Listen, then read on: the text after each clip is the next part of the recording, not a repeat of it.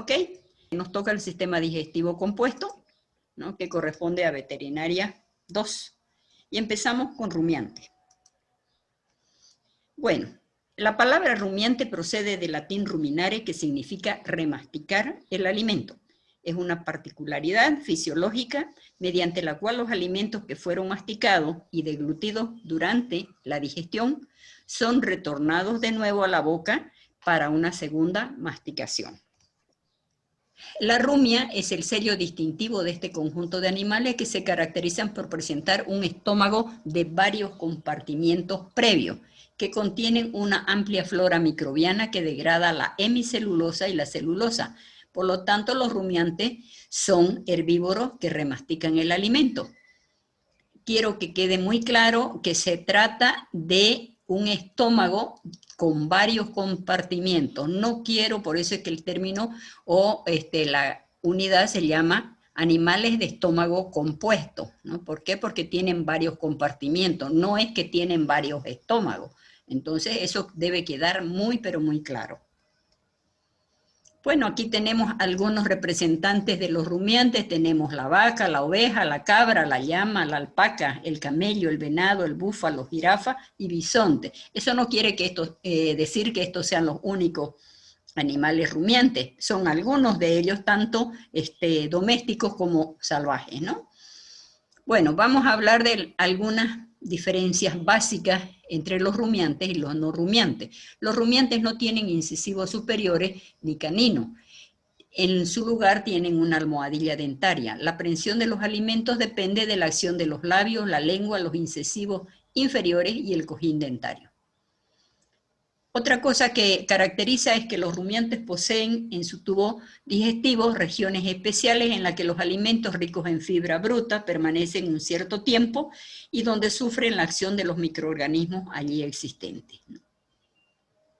Vamos a ver los órganos del aparato digestivo. Empezamos por la boca. En la boca tenemos dientes, paladar, lengua, glándulas salivales. Empezamos con los dientes. Los rumiantes ya dijimos que no tienen caninos ni incisivos superiores, y aquí en la imagen lo pueden apreciar que si bien abajo están como todos los animales, pero arriba estamos haciendo la demostración de que no existe dientes ni incisivos superiores y tampoco hay caninos, ¿no? En lugar tienen esto que se llama cojín dentario, que es esta superficie que es bastante dura y que le permite pues cortar el forraje presionando los dientes inferiores sobre este cojín dentario, es decir, presiona y se corta, ¿no? Bien, el paladar, tenemos el maxilar superior, tenemos que observar que la mandíbula del rumiante es más amplia que la inferior, es decir, que como diríamos vulgarmente, calza la mandíbula superior sobre la inferior, ¿no? Esto permite que el animal utilice los molares de un solo lado a la vez. Debido a los movimientos laterales de la mandíbula, los molares desarrollan superficie pulverizadora en forma de cincel, es decir, una superficie plana, como ustedes pueden apreciar. Aquí los dientes, todos los dientes, incluyendo los incisivos, tienen una superficie plana, ¿no? Eso le permite pulverizar el alimento y tener una mayor eficiencia durante la masticación. Aquí observamos el paladar, donde notamos pues estos pliegues, que en realidad son unos pliegues bastante duros porque es un tejido fibroso, y la ausencia pues de dientes en esta mandíbula, de dientes delanteros, es decir, incisivos y caninos, ¿no? Además, las vellosidades que están a los costados y que al quedar la mandíbula inferior por dentro de esto, entonces no cae el alimento afuera de la boca.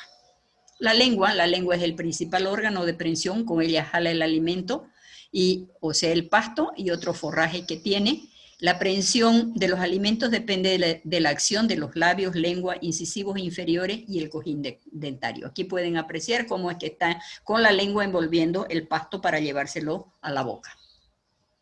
Glándulas salivales. Hay múltiples glándulas salivales localizadas en la en la boca que secretan saliva con una composición ligeramente diferente. El alimento y la saliva se mezclan en la boca y entran en el rumen a través del esófago. Para que el animal pueda deglutir ese alimento tiene que estar muy, pero muy bien ensalivado. Aquí apreciamos en esta imagen pues, la posición y la presencia de glándulas parótidas, ¿no? Que son glándulas salivales. Bueno, vamos a hablar sobre la rumia y decimos que en la rumia se reduce el tamaño de las partículas, exponiendo los carbohidratos de la fibra para la fermentación bacteriana. Hay una producción de 180 litros por día cuando una vaca rumia entre 6 a 8 horas. Es una gran cantidad de saliva que produce, ¿no? Cuando está rumiando.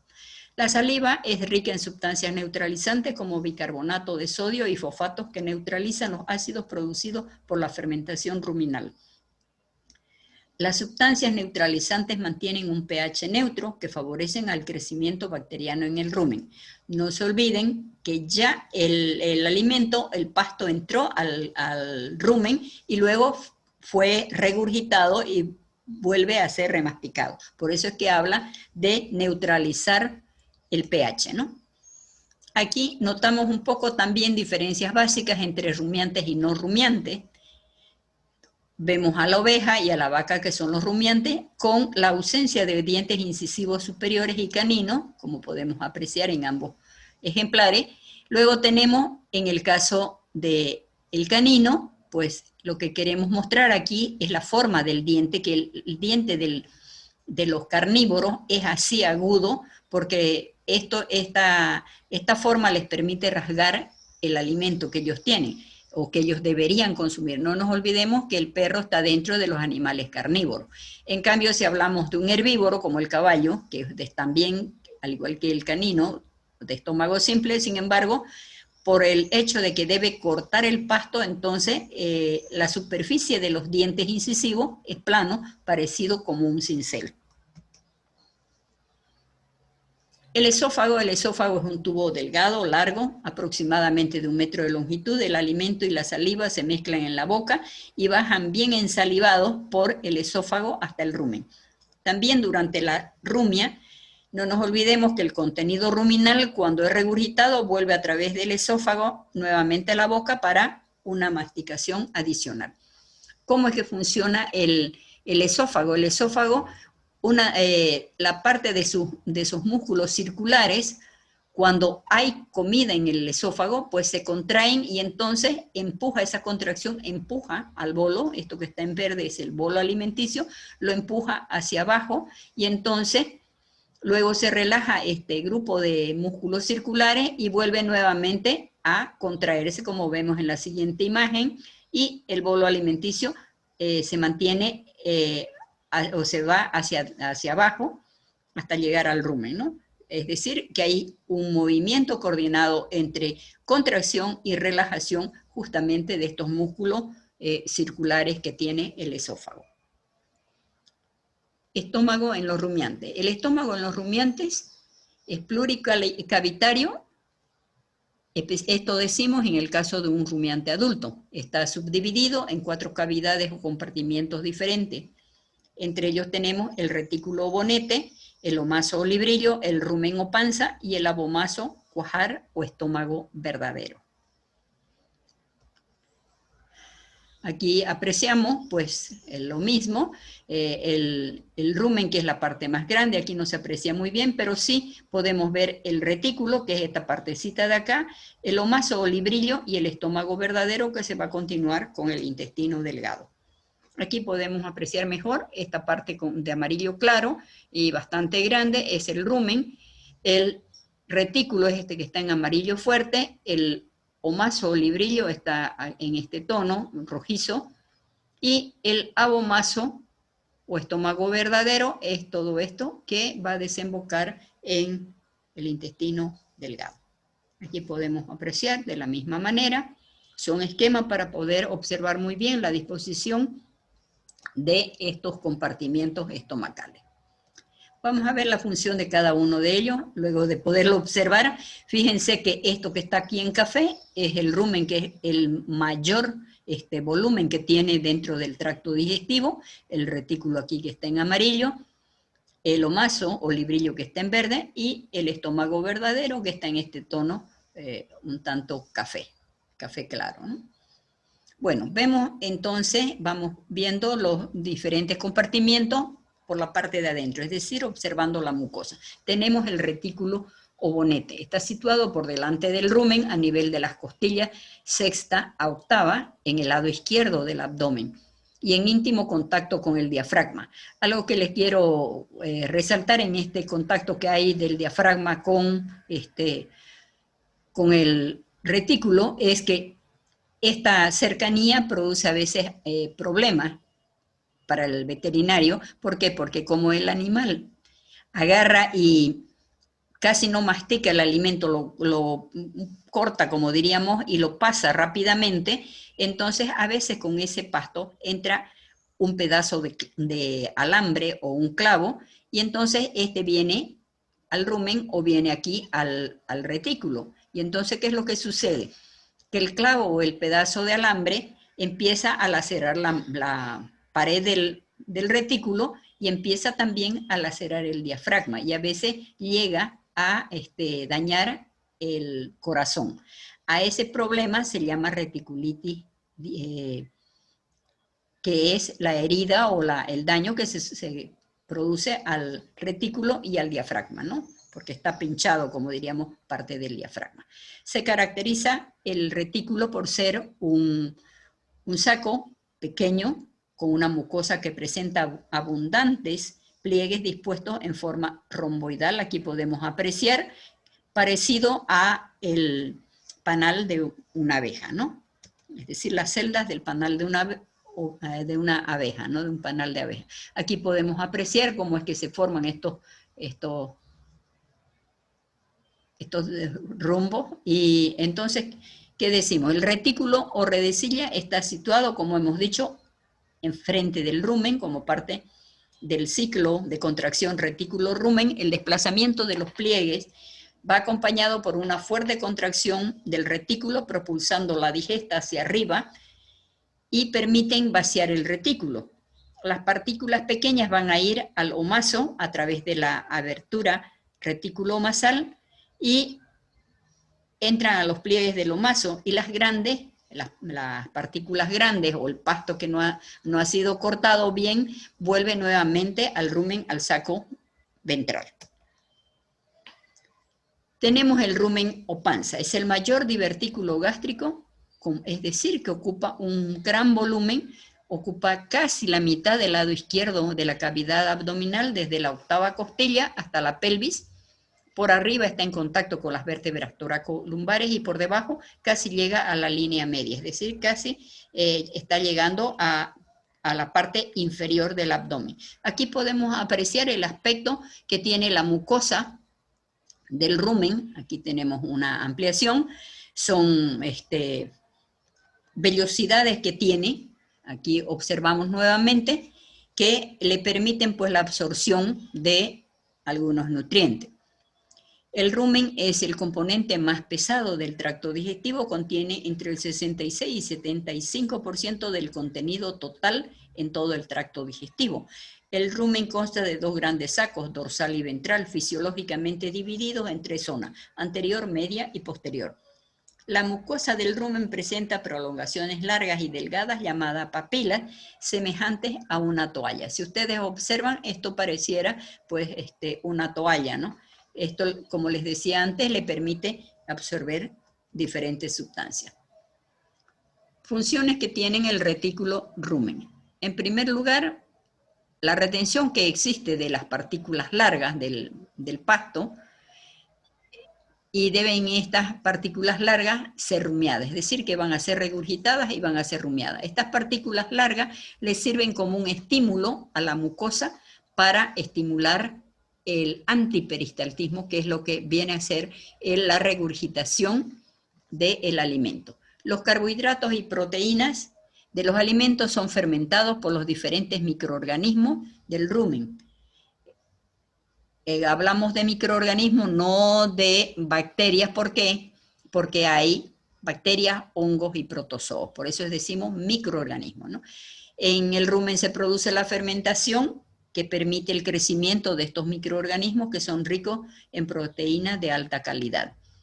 Además de producir estos microorganismos una proteína, también producen ácidos grasos volátiles como productos finales de la fermentación que ellos están produciendo.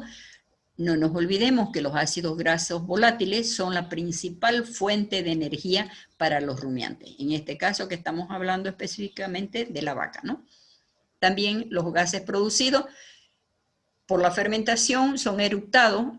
La eructación en el rumiante es un signo de normalidad dentro del tracto digestivo, ¿no? Ellos acumulan entre 500 a 1000 litros de gases por día, los cuales deben ser eructados.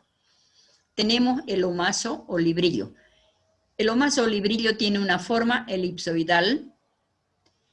Está ubicado a la altura de la séptima a la novena costilla. Tiene una curvatura mayor y una curvatura menor. Los pliegues, además, entre estas curvaturas poseen unos pliegues que parecen las hojas de un libro, por eso es que vulgarmente se le denomina librillo. Aquí apreciamos perfectamente cómo es que se ubican esos pliegues bastante largos, y aquí apreciamos pues en detenimiento los pliegues, pero además la presencia de estas papilas, ¿no? El omaso o librillo tiene la capacidad aproximada de 10 litros, es decir, almacenar 10 litros de alimento, ¿no? De alimento que está en digestión. Absorción de gran cantidad de agua y minerales como sodio y fósforo. El omaso posee estos pliegues longitudinales con láminas musculares y papilas dispuestas en una sola dirección que cumplen la función de transporte y compresión del alimento. Es decir, que actúa como si fuese más o menos como dos piedras que están en contacto, y entonces el alimento, al estar aquí el alimento, cuando se contactan estos dos pliegues, entonces lo van triturando al alimento. Dentro de las funciones del omaso o librillo tenemos la absorción de agua, ácidos grasos volátiles y minerales. Las partículas largas son atrapadas entre los pliegues de la pared y van a ser molidos, ¿no? Como parte del ciclo de contracción del retículo rumen, el desplazamiento de estos pliegues, acompañados de una fuerte contracción del retículo, propulsan la digesta hacia arriba y permiten vaciar el retículo. Las partículas más pequeñas y densas pasan por la apertura reticulo-omasal hacia los pliegues del omaso, y las más grandes regresan hacia el saco del rumen. Abomaso, cuajar o estómago verdadero. Es un saco elongado de forma y tamaño variable que se halla en su mayor parte sobre el suelo del abdomen, a la derecha del plano medio. Está en contacto con el retículo en su polo anterior y con el sigmoide en su polo posterior. Se ubica entre el omaso y el saco ventral del rumen. Aquí podemos apreciar los pliegues que tiene el omaso, cuajar o estómago verdadero, ¿no? Seguimos observando y vemos que hay una mucosidad. No olvidemos que es el cuarto compartimiento, es el estómago verdadero glandular del rumiante. Secreta jugo gástrico, enzimas y ácido clorhídrico, exactamente como haría un animal no rumiante o de estómago simple. Dentro de las funciones del estómago tenemos la secreción del jugo gástrico, es decir, el ácido clorhídrico y las enzimas digestivas, la digestión de carbohidratos y proteínas que escaparon a la digestión de los microorganismos del rumen, digestión de la proteína microbiana producida en el rumen. Es decir, que estos microorganismos producen esta proteína y el rumiante aprovecha esta proteína para su propio provecho. Dentro de estas funciones, no olvidemos que es el cuarto compartimiento o estómago verdadero o glandular, secreta enzimas y ácido clorhídrico, exactamente, ya dijimos, como un no rumiante o de estómago simple. Secreción de ácido clorhídrico, enzimas digestivas, digestión de carbohidratos y la proteína ruminal. Aquí hacemos la comparación entre los cuatro compartimientos digestivos. Tenemos el retículo con la formación pues, de estas celdillas parecidas a las celdas de un panal de abeja. Tenemos el rumen, que tiene estas papilas bastante largas que semejan a una toalla. El librillo u omaso, que tiene estos pliegues bastante largos, como hemos podido observar anteriormente, que es donde se tritura parte de los alimentos, y el estómago verdadero, pues con la capacidad que tiene de secretar el jugo gástrico. Aquí observamos los 4 compartimientos: estómago, retículo, librillo y rumen. Nuevamente, rumen, retículo, omaso y abomaso, ¿no? Así de manera muy rápida. En esta imagen lo que quiero resaltar es lo siguiente. Están viendo aquí que dice surco reticular. Esto está en portugués, ¿no? Sin embargo, nosotros le llamamos, y en muchos libros lo van a encontrar, como la gotera esofágica. No nos olvidemos que el rumiante no nace rumiante, es decir, funcionalmente. Tiene los divertículos, pero no son funcionales, solo el estómago verdadero está funcionando. Entonces, este surco o gotera esofágica es lo que le permite al rumiante que todavía toma leche que a través, fíjense que acá está la entrada del esófago, entonces la leche pasa por aquí, por este surco, y directamente se va a el estómago, sin pasar por los otros compartimientos como son el rumen, el retículo y el omaso, sino directamente del esófago, es decir, boca, esófago y estómago verdadero.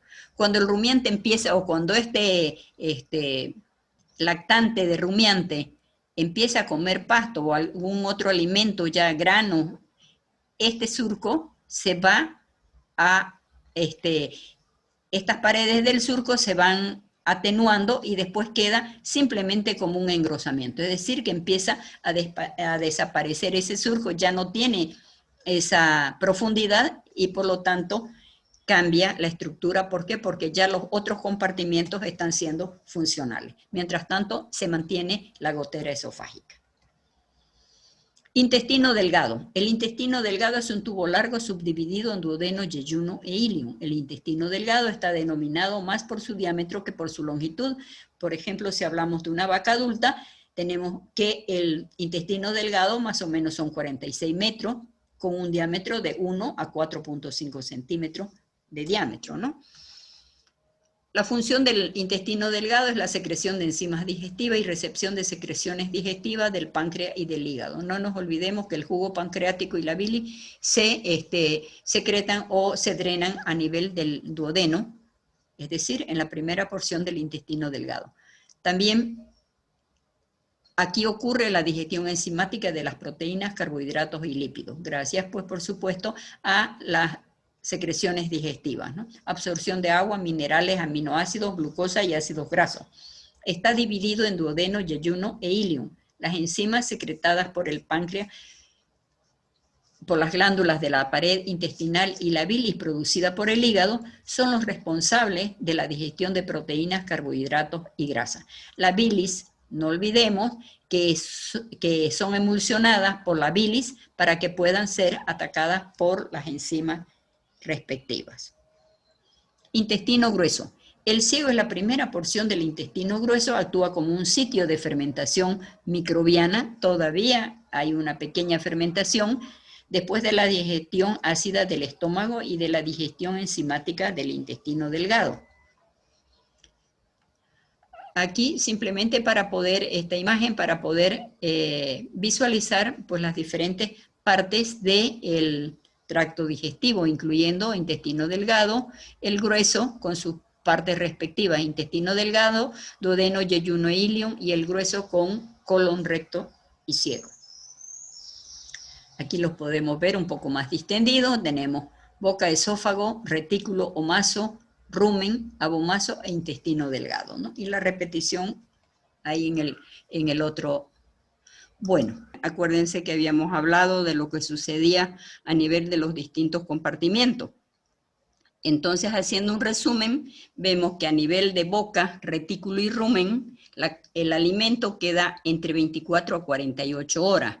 En ese tiempo, ¿qué es lo que se hace? Se rumia el alimento, es decir, reduciendo el tamaño de las partículas y exponiendo a que el alimento quede más expuesto a la acción bacteriana, es decir, a que pueda ser fermentado. También no nos olvidemos que cuando el animal rumia, pues está produciendo saliva porque está rumiando, y entonces aproximadamente se rumia, cuando rumia produce 180 litros por día, cuando el animal rumia aproximadamente entre 6 y 8 horas. Entonces, esa es la relación que hay, 6 a 8 horas y la producción de 180 litros.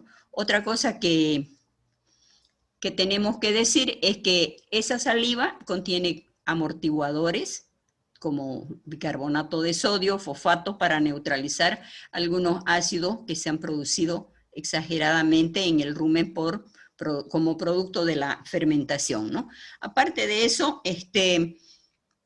vemos que las partículas, en ese periodo, las partículas que tenían las fibras largas, pues, y que son las que van a estimular la rumia, se han ido hacia el rumen para volver a ser rumiadas, en tanto que las más pequeñas pasaron al omaso, ¿no?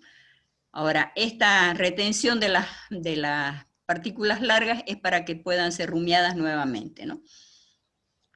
Otra cosa que se produce durante este proceso, durante este tiempo, es que se producen grandes cantidades de ácidos grasos volátiles. Acuérdense que los ácidos grasos volátiles son importantes para el rumiante como una fuente de energía. Ellos en realidad no utilizan gran cantidad de carbohidratos, es decir, como en el caso de los animales de estómago simple que utilizamos la glucosa. Ellos utilizan como su principal fuente de energía los ácidos grasos volátiles, ¿no? Entonces, de ahí la importancia de estos ácidos volátiles en la vida, diríamos, del rumiante. Otra cosa que se produce, como se produce ahí en el rumen una fermentación, entonces se producen gases. Esos gases se llegan a acumular entre aproximadamente 900.000 litros por día, y esos deben ser eructados. Cuando un rumiante eructa, nos está indicando que su sistema digestivo está en buenas condiciones. Cuando el rumiante no eructa, ya es un síntoma para que nos haga sospechar de que algo no está funcionando muy bien en el rumiante, bien sea porque no hay una suficiente cantidad de microorganismo o algo está pasando que no está habiendo esa producción como debería ser. Pasadas las 48 horas, pues pasa al siguiente compartimiento, que es el omaso, y posteriormente va a pasar al abomaso o estómago verdadero. En ese transcurso, en ese pasaje, pues pasan aproximadamente entre 1 a 3 horas. Aquí hay una absorción de los ácidos grasos volátiles, también hay absorción de agua, y en realidad el omaso en los pliegues esos que tiene, que son bastante ásperos y que funcionan como si fuese un molino, una piedra, es decir, como un batán, diríamos en otras palabras, para que se entienda mejor. Entonces, el roce de esos pliegues hace que el alimento se convierta en partículas prácticamente muy, muy pequeña, y además se absorba agua, ¿no? En cuanto al abomaso, pues como trabaja igual que en el estómago simple, hay secreción de ácido clorhídrico y de enzimas digestivas. Hay digestión de todos los componentes, como los hidratos de carbono o las proteínas, que escaparon diríamos, a la digestión o a la fermentación de las bacterias, ¿no?, dentro del rumen. Ahí se produce la digestión también de la proteína microbiana, que sabemos que se produce, ya lo dijimos antes, entre 1 a 2.5 kilogramos cada día, ¿no? Posterior a ese periodo, todo el material pasa al intestino delgado y luego al intestino grueso. Transcurre en este periodo más o menos 10 a 20 horas que el alimento o lo que queda del alimento está pasando por estas estructuras. Hay la secreción, no nos olvidemos, de enzimas digestivas. Acordémonos que en el intestino delgado drenan la bilis, que es producto del hígado, y el jugo pancreático, que es producto del páncreas, ¿no? Entonces, ahí hay una digestión de tipo enzimática gracias a las enzimas digestivas del jugo pancreático. Pero además, la bilis, no olvidemos que emulsiona las grasas, y entonces pueden ser, al ser emulsionadas, es decir, volverse en gotitas más pequeñas, recién pueden ser atacadas por las enzimas digestivas. Posterior a ello, pues ya una vez que ha ocurrido todos estos procesos, continúan pasando por el resto del intestino y entonces todavía hay una pequeña cantidad de bacterias dentro de este producto que está quedando del alimento y que van a ser pues absorbidos por la digestión, ¿no? Hay absorción, no nos olvidemos que en el intestino grueso se absorbe una gran cantidad de agua y electrolitos, además la formación, es decir, tanto en la consistencia como en la forma de la materia fecal que luego va a ser eliminada al exterior. Con eso hacemos el resumen completo de todo lo que ha transcurrido hasta el intestino grueso. Ok. No nos olvidemos también que el animal realmente agarra el alimento rápidamente y como diríamos, es como agarrar y cosechar algo y echarlo en una bolsa, más o menos parecido a eso es lo que hace el rumiante, es decir, come rápidamente sin masticarlo prácticamente y luego lo va acumulando en el rumen. Cuando ya está lleno el rumen, el animal se acuesta en el piso y empieza a rumiar, ¿no? Y ya hemos mencionado el tiempo que transcurre en estos procesos. Ahora, dentro del proceso digestivo del rumiante, intervienen 3 factores. Un factor mecánico, que es la digestión, que de tipo mecánico, que es cuando se reduce el tamaño físico del alimento, es decir, se convierten en partículas. Acordémonos que los dientes mastican, especialmente cuando ya se rumia, cuando es ya la segunda masticación, entonces se reduce más chico el tamaño y entonces cuando ya está reducido, ahí pueden hacer efecto los elementos químicos, ¿no? El factor químico, pues, desarrolla la actividad hidrolítica y digestiva, es decir, con químicos producidos por el propio cuerpo, va a reducir ya los compuestos de tipo químico a moléculas para que puedan ser reabsorbidas por el sistema digestivo. Y luego tenemos el factor microbiológico, que en realidad para el rumiante es muy importante. La flora microbiana, pues es la que hace realmente todo el trabajo. Por ello tenemos bacterias de diferentes tipos para que ataquen los diferentes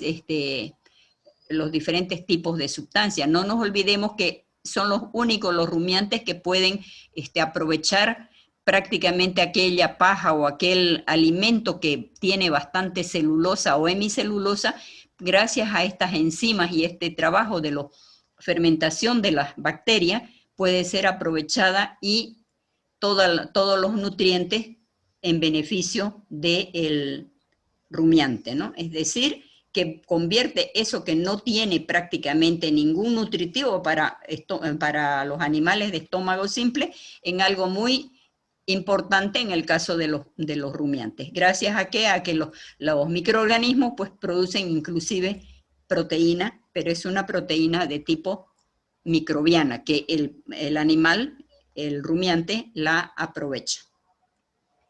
Bueno, vamos a ver a grandes rasgos los microorganismos que hay a nivel de rumen. El rumen pues está controlando toda la parte de nutrición a través de bacterias, hongos y protozoos, es decir, energía y nitrógeno que es realizado por estos microorganismos. A través de procesos enzimáticos, los microorganismos descomponen la celulosa y la hemicelulosa y los compuestos nitrogenados. Esta descomposición va a producir ácidos grasos volátiles, amoníaco, metano, anhídrido carbónico y células bacterianas. Hay desaparición de los productos de fermentación que se debe a ¿qué? A propiedades físicas o químicas de los alimentos. Dependiendo de estas propiedades físicas y químicas, va a hacerse más fermentable o menos fermentable. También al nivel de la tasa de fermentación y al nivel de la tasa de crecimiento microbiano. ¿Por qué? Porque tiene que haber una cantidad X de microorganismos para que la fermentación, para que la tasa de fermentación sea la adecuada. Y luego está la tasa de pasaje, es decir, cómo va pasando paulatinamente de estos preestómagos y estómagos a el intestino. Bueno, decíamos que los microorganismos del rumen tenemos bacterias, hongos, protozoos y también tenemos algunos microorganismos que producen metano. Todos los microorganismos que viven en el rumen son anaeróbicas, es decir, que necesitan un medio donde no haya oxígeno. Si el rumen fuera expuesto al oxígeno, los microorganismos se van a morir. Entonces, es importante que se conserve esta anaerobiosis, ¿no? Y forman los diferentes grupos, como por ejemplo, hay bacterias o microorganismos que están libres en el medio líquido. No nos olvidemos que en el rumen los materiales alimenticios se ponen en capas. La parte más licuada está abajo, la que todavía no está muy deshecha está al medio y los gases están arriba, ¿no? Y por ello es que vamos a encontrar bacterias libres en el medio líquido, bacterias que están adheridas a las partículas de alimento y bacterias que están adheridas a la pared del compartimiento en el que están, ¿no? O sea, en el rumen. Luego también tenemos protozoos que son anaeróbicos y son muy frecuentes en el rumen, especialmente en ovejas y bovinos, con dietas altas en fibra y en almidón y bajas en azúcares.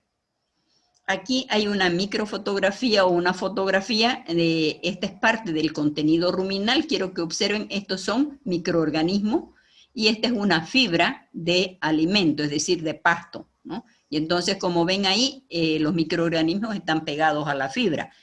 Esa es la forma como ellos se pegan y por eso es que el animal también come parte de los microorganismos y estos tienen que estarse renovando. Para ello debe mantenerse pues la anaerobiosis dentro del rumen.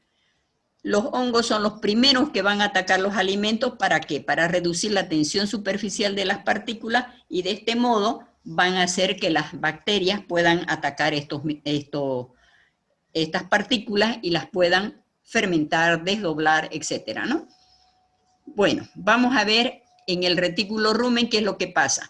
Los microorganismos del rumen necesitan una fuente de energía, como los ácidos grasos volátiles, para la síntesis de las células y energía para su mantenimiento.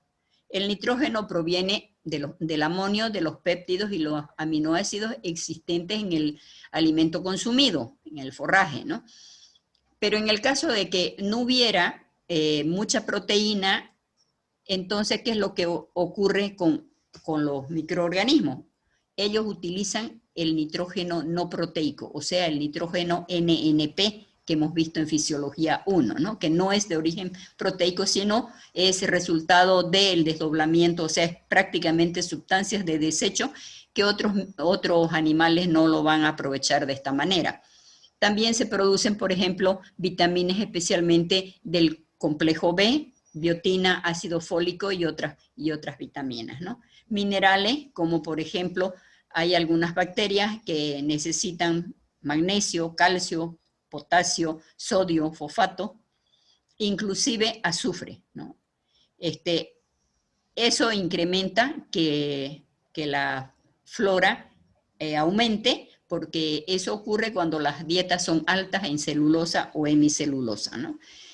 El azufre le da también un olor característico, que es un mal olor, como diríamos normalmente, a la presencia, a los gases cuando el azufre está presente en gran cantidad. Bueno, los microorganismos celulolíticos, pues producen la degradación enzimática de materiales celulosos y depende de qué, del contenido de humedad en la fibra o alimento, ya que el agua actúa como un medio de difusión de las enzimas extracelulares y como un medio para el movimiento de los nutrientes. el tamaño y capacidad de la difusión de las moléculas de las enzimas en relación al tamaño y superficie de contacto. Es decir, la población de las diferentes especies microbianas cambia de acuerdo a la dieta. Dependiendo si tiene más celulosa, más hemicelulosa, pues habrá multiplicación de los microorganismos correspondientes para que hagan el trabajo.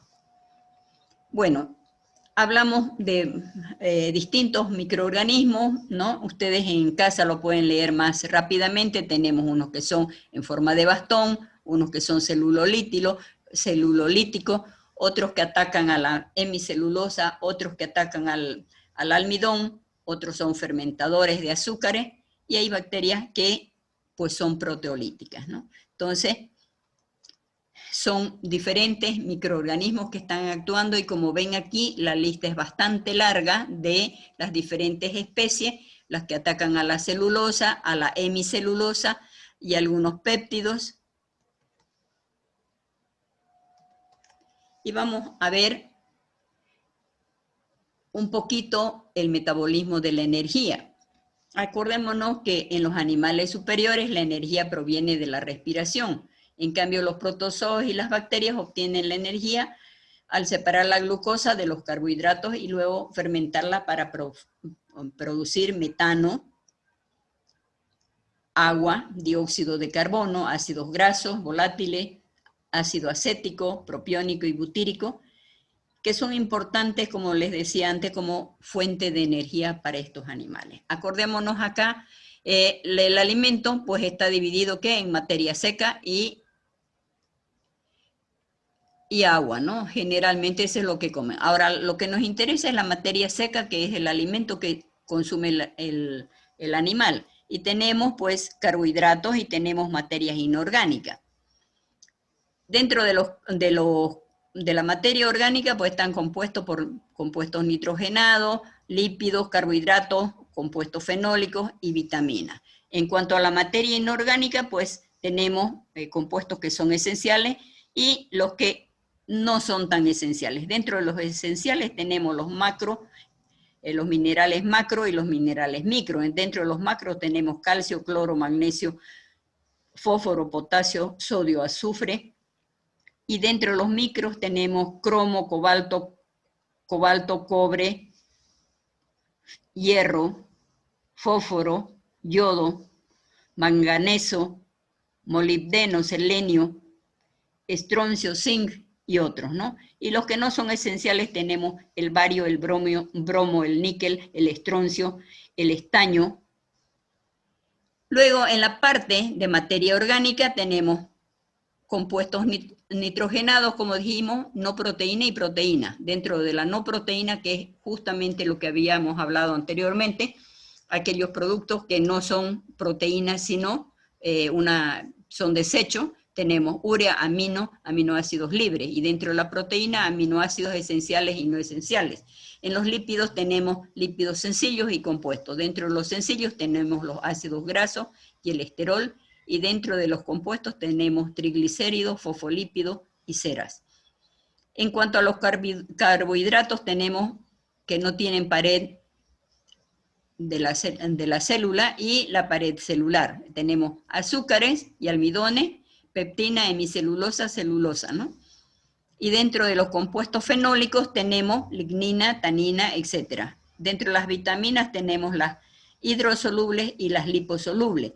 Las liposolubles tenemos la vitamina del complejo B y las vitaminas C, y las liposolubles tenemos la vitamina A, la D, la E, la K, que ya la hemos visto anteriormente, ¿no es cierto?, en Fisio 1. Bueno, ¿cuál es la importancia de los ácidos grasos volátiles? Aproximadamente el 70% de la energía para un rumiante proviene de los ácidos grasos volátiles, que una vez absorbidos proveen energía para mantenimiento, crecimiento especialmente de los músculos, reproducción, producción y síntesis de proteína, ya sea para la leche, en el caso de una vaca, ¿no es cierto?, y también en el caso de todas las hembras que están produciendo leche, ¿no? Cuando hablamos de mantenimiento, quiere decir que el animal para mantenerse vivo. Creo que el crecimiento, ya saben a qué se refiere, es el crecimiento de los músculos y de los huesos, y la reproducción, pues, es cuando tiene cría, y la producción es producción de leche, huevo, carne, etcétera, ¿no? Bueno, la importancia que tienen los ácidos grasos volátiles: tenemos el propiónico, que es utilizado en el hígado para sintetizar glucosa.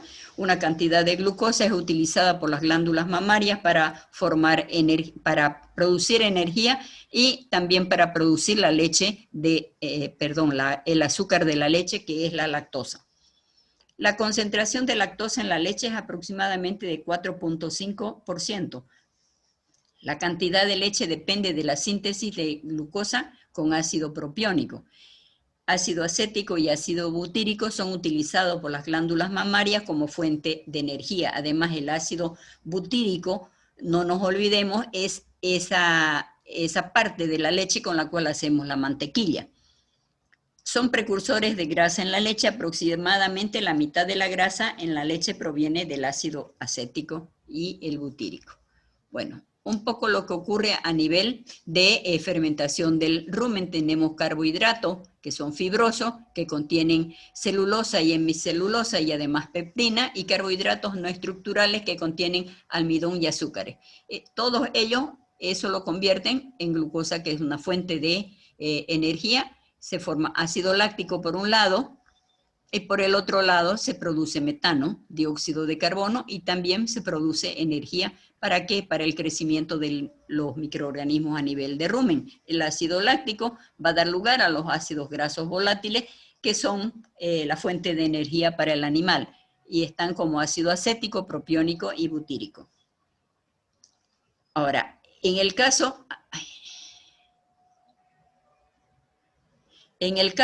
de la respiración en la vaca, los ácidos grasos volátiles y oxígeno van a formar dióxido de carbono y agua, y a su vez van a producir energía. Esto es un poquito adelantándonos o dándoles un pantallazo del alimento, ¿no? El alimento está formada por fibra cruda, o sea, proteína cruda, que es el 100%, y luego vemos qué es lo que ocurre a nivel, y eso lo han visto ustedes en bioenergética, ¿cierto? En la unidad que expusieron. Del 100% de energía, pues tenemos el 70% que es digestible.